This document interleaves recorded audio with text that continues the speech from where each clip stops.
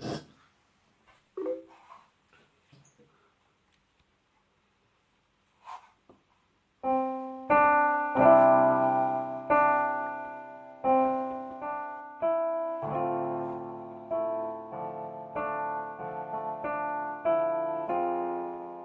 passing of Kuan Yew, the founding father of Singapore, well, it's not a shock, but it's still like grief to a lot of Eastern Asian nations, especially when we think about his legacies, like how his reverberations are actually influencing not only Singapore but also a lot of other polities over there, such as the influence on China. The night I heard about Lee Kuan Yew's death, I actually was really shocked by his death, and even though I'm Japanese, and I thought why I felt like I lost someone very important, even though he's not related.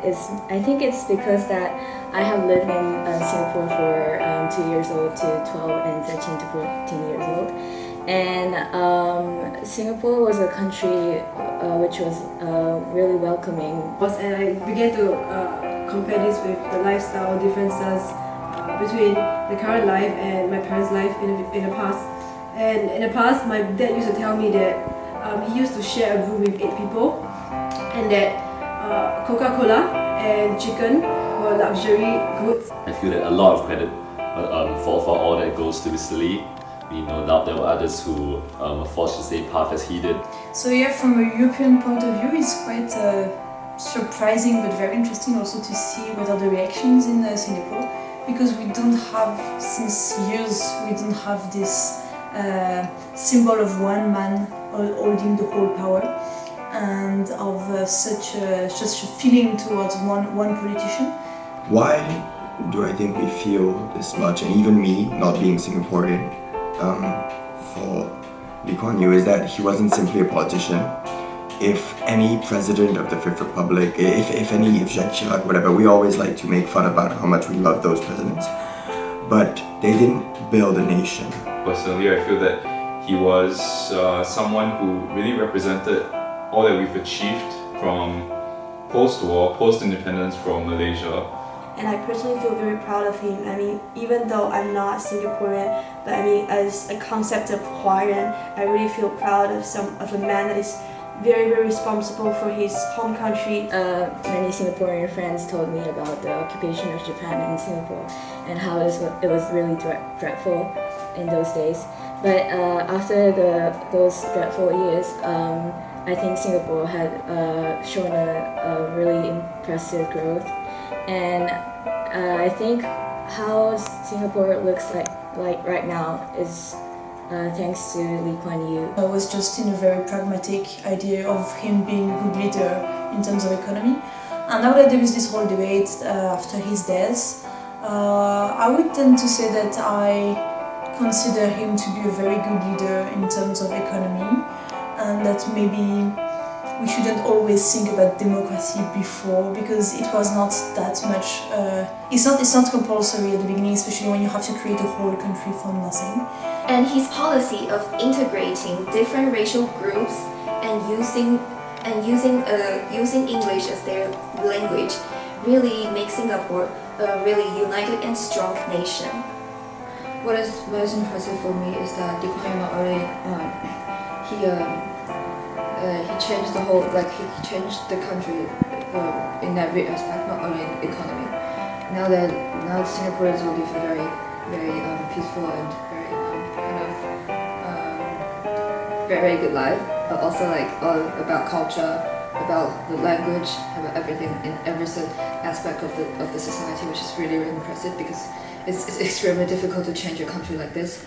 Lee Kuan Yew was the founding father of the Singapore nation, and when I was there, I just felt that he was an iconic figure of the Singaporean culture. And to me, Lee Kuan Yew was, how can I say, a very good representation of enlightened despot, we could say, because on the one hand, indeed, he was at the top of the authoritarian regime. Indeed, there is no democracy in Singapore. It's still not the case.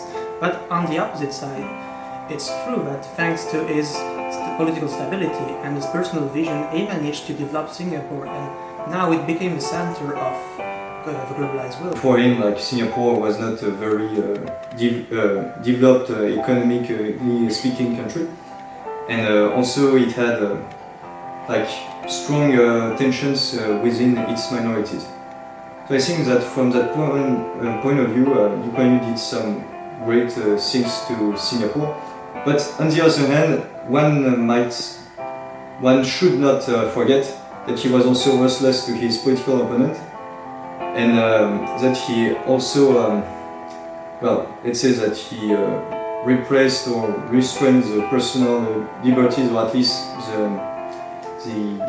the right, the freedom of speech. There is control of the press, but the Singaporeans know that there is no full free press in their country, and they know what is being told to them, and they know what is right, what is politically propagandized. What I would say is that there is a very nationalist view of history that is taught, and a very nation-loving spirit that is taught to the people. But that is not necessarily something that is bad, I think. Although we are afraid of it in Europe because, well, we don't have that anymore. And when we did have it, it led to certain dangerous events. But just think that everybody did it when the nation needed to be built. Singapore's very recent nation, it is needed that the nationalist sentiment be developed in order to build the nation. The French Third Republic, who didn't go bad, did have very strong Republican propaganda when it was first created in order to unite the Republic around this new concept and this new state.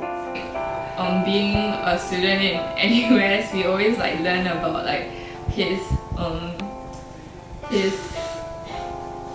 authoritarian style of ruling. The policies and the stuff that he did, which may have been controversial, but all in all, I still think that he did what he had to do in order for the nation to prosper and become this city that is so internationally known right now. So we study about politics and constitutions and how bad dictatorship can be and stuff like that in Singapore. But I feel like the most important thing in politics is that the people in the nation, in that country, is happy or not. And I feel like the Singaporeans became a lot. I wouldn't say all, but most of the Singaporeans became happy, became richer. Lee Kuan Yew at that time played a really crucial role in the communication between China and Taiwan. And even later, he fostered the holding of Guan Huitan in 1993, and it was held in Singapore. It was the first meeting between Taiwanese and Chinese officials, and it was a really, really monumental event at that time, and it helped to improve the relationship between Taiwan and China a lot. Was also one of the major advocates of Asian values. This is so was one of the major Asian leaders of the 20th century, and then because of that, he was the one who managed to, with Mahathir as well, to develop this idea of the existence of an Asian political community and Asian unity. Even if these Asian countries, including Singapore and China, has such distinctive cultures and traditions, these distinctive characteristics are not in conflict with democracy, especially the Western style. And what needs to be investigated by these two countries' politicians is how to ensure the implementation of this true democratic system as well as maintaining the so-called Asian value. I know that it's hard for me as a foreigner who's not Singaporean to say whether he was a good leader or not, but I can be sure that he was a precious leader and a precious man in Singapore. What Singaporeans really appreciate and thank him for is that he actually dreamed the dream for Singapore that was bigger than anything any of the Singaporeans at that time dared to dream of for themselves. What I say is that Singapore could have easily gone bad because of the very strict control the government has, but it hasn't. Because Lee Kuan Yew and the people in government are good men. When people say whether the post-Lee Kuan Yew era is going to subject to certain kind of like area of turbulence or other kinds of possibilities lying ahead, for me I think rather optimistically I still believe that there are a lot of like more stability lying ahead given this kind of already established polity that is rather internally cohesive. I think that we're now at a point where we need to consider how we want to move forward into the future in terms of like the freedoms that were curtailed during his time, like political freedoms and like very invasive policies. Moving forward, his death, because he was such an important figure, already be used in a lot of ways. So I think it's really important that we find out and try and figure out for ourselves exactly what his legacy means to us. I think what's really important to take note of and to be aware of in the coming days is that with this, the passing of the last generation of leaders, we need to be more and more aware of how society in Singapore is changing.